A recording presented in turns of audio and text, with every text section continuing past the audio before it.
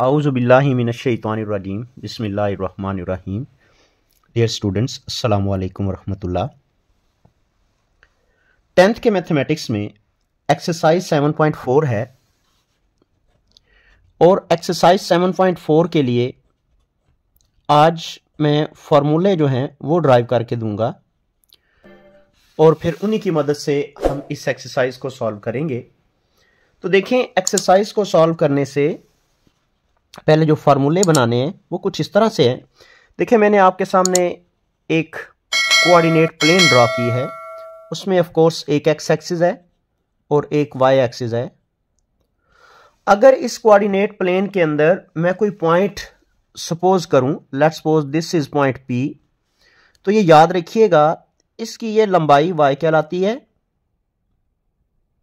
ओ से, और ये जो लंबाई है इसे हम नाम देते हैं x।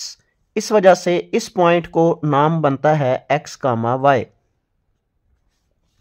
मैं अगर इसको P से इस तरह परपेंडिकुलर ड्रा करूं तो मैं इस पॉइंट को नाम दे देता हूं पॉइंट M। अब P तक जाने का एक तो ये तरीका है, दूसरा ये भी तरीका है कि P तक जाने के लिए हम ये डायरेक्ट डिस्टेंस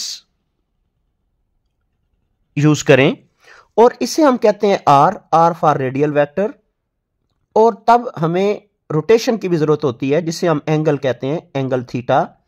तो मैंने फर्ज कर लिया कि मेरे पास पॉइंट है और इससे पॉइंट से मैंने राइट एंगल ट्राइंगल देखे सामने जनरेट कर लिया। अब इसके लिए अगर हमने कुछ चीजें ऑलरेडी शुरू में डिस्कस की हुई हैं कि जो साइन थीटा होगा, साइन थीटा, इसे हम लिखेंगे y/r, और जो cos थीटा होगा इसे हम कहेंगे x/r, और इस हिसाब से जो टेन थीटा होगा इसे हम नाम देंगे y/x। और जो इनके रेसिप्रोकल्स होंगे कोसिकेंट थीटा, इसे हम नाम देंगे r/y, और जो सीकेंट थीटा है इसे हम नाम देंगे r/x, और जो कॉट थीटा है जो टेन का रेसिप्रोकल है इसे हम नाम देंगे x/y। और ये बातें आपने याद रखनी है। अब इनसे मुताल्लिक हम इनको आपस में कुछ इस तरह से जोड़ेंगे कि इनसे हमारे पास ट्रिग्नोमेट्रिक आइडेंटिटी बने, फिर उससे हम मजीद ट्रिग्नोमेट्रिक आइडेंटिटीज बनाएंगे। तो देखें, उन फार्मूलाज को आज हम सीखते हैं।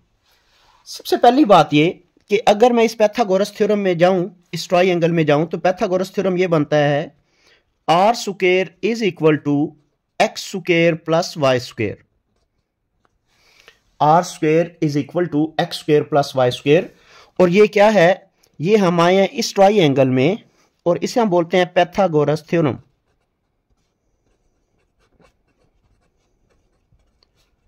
और इस पैथागोरस थ्योरम को लिखने के बाद हम यहां पर इस इक्वेशन को इनके साथ जोड़ते हैं। तो हम क्या करते हैं, एक दफा पूरी मसावात को r स्क्वायर पे डिवाइड करते हैं, तो यूं बनेगा r square over r square, और ये बनेगा x square over r square, और ये बनेगा y square over r square. तो यहां पर ये बन जाएगा 1, और ये बनेगा x over r whole of square, ये बनेगा y ओवर r और होल ऑफ स्क्वायर।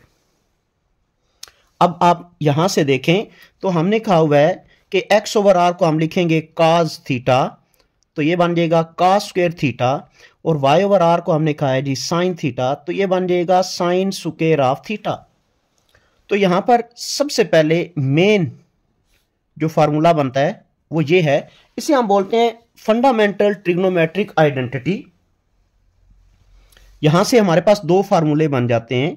देखें, अगर मुझे यहां से cos स्क्वायर थीटा की कीमत चाहिए हो तो मैं उसको लिख सकता हूं 1 minus sine square of theta. And similarly मैं यहां से अगर साइन स्क्वायर ऑफ थीटा की कीमत चाहूं यहां से, तो मेरे पास आएगा 1 minus cos square of theta. तो ये दो वैल्यूज मेरे पास आ जाती हैं। अब सिमिलरली हम इसी से एक और फार्मूला जनरेट करते हैं कैसे? अब इस वक्त जब मैंने आर स्क्वायर से डिवाइड किया है तो ये रिजल्ट बने। अब मैं एक्स स्क्वायर से डिवाइड करता हूं तो यूं बनेगा R square over X square is equal to X square over X square plus Y square over X square. तो देखें जब हम इस पे आते हैं तो ये बनता है जी R over X whole of square is equal to 1 plus Y over X whole of square. जैसा कि आपको पता है कि x over R over X, ये देखिए लिखा हुआ है आर ओवर एक्स सीकेंट के बराबर है, तो ये बना secant square of theta is equal to 1 plus tan square of theta. और यहां से मेरे पास एक और रिजल्ट भी आ जाता है कि अगर मुझे टेन स्क्वायर ऑफ थीटा की कीमत चाहिए हुई तो मैं इस 1 को इधर ले जाऊंगा तो ये बनेगा secant square of theta minus 1। मेरे पास एक ये आइडेंटिटी बन गई और एक ये आइडेंटिटी बन गई। इसी तरह अब बारी आती है कि हम इसी पाइथागोरस थ्योरम को हम डिवाइड करते हैं अगेन वाई स्क्वायर के हिसाब से। तो देखें ये बना R square over Y square, ये बना जी X square over Y square plus Y square over Y square, तो ये बनता है R over Y whole of square is equal to X over Y whole of square and plus 1।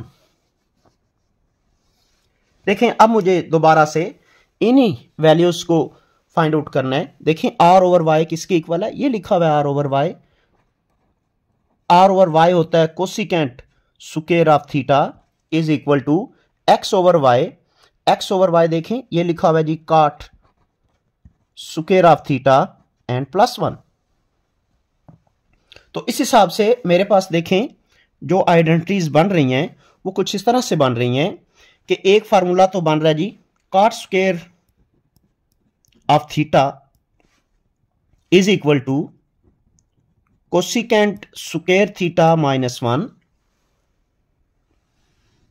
और दूसरा हमारे पास ये फार्मूला बन रहा है कि cosecant square theta equal to है कॉट स्क्वायर थीटा प्लस 1। तो मेरे पास इस पूरी एक्सरसाइज को सॉल्व करने के लिए यही फार्मूले हैं जो मैं इस्तेमाल करूंगा। कुछ छोटी छोटी और बातें हैं जो हम यहां पर लिख देते हैं। मिसाल के तौर पर जो जहां पर भी कोसिकेंट थीटा लिखा जाएगा इसे हम नाम देंगे 1 ओवर साइन, क्योंकि ये साइन का रेसिप्रोकल है। जहां पर सीकेंट थीटा लिखा होगा उसे हम लिखेंगे 1 ओवर कास। देखें सीकेंट कास की रेसिप्रोकल है। जहां पर कॉट लिखा होगा इसे हम नाम देंगे 1 ओवर टेन, चूंकि कॉट टेन का रेसिप्रोकल है। एंड सिमिलरली जो टेन थीटा है इससे साइन ओवर कास भी लिख सकते हैं जी, sine theta over cos of theta. और जो कॉट थीटा है इसे हम लिख सकते हैं cos theta over sine of theta. तो डियर स्टूडेंट्स, अगर आपने एक्सरसाइज 7.4 को सॉल्व करना है तो उसके लिए आपको इस लेक्चर में जो जितने फार्मूले लिखवाए हैं, दैट इज फार्मूला नंबर 1, फिर formula number 2, number 3, number 4, number 5, 6 और 7 नंबर, ये आपको याद रखने होंगे। और फिर relationship between the trigonometric identities, बल्कि ट्रिग्नोमेट्रिक रेशोज, वो वाली 1, ये 2, ये 3, ये 4 और ये 5। तो इस हिसाब से हमारे पास 6 कुल ये हो गए और 5 ये रिलेशनशिप है, आपको ये याद रखने हैं। तो आपको ये एक्सरसाइज कंप्लीटली सॉल्व करने में आसानी होगी। नेक्स्ट क्वेश्चंस के अंदर हम लोग नेक्स्ट लेक्चर में इन क्वेश्चंस को सॉल्व करेंगे। तब तक के लिए जी अल्लाह हाफिज़, अस्सलामु अलैकुम व रहमतुल्लाहि व बरकातुहू।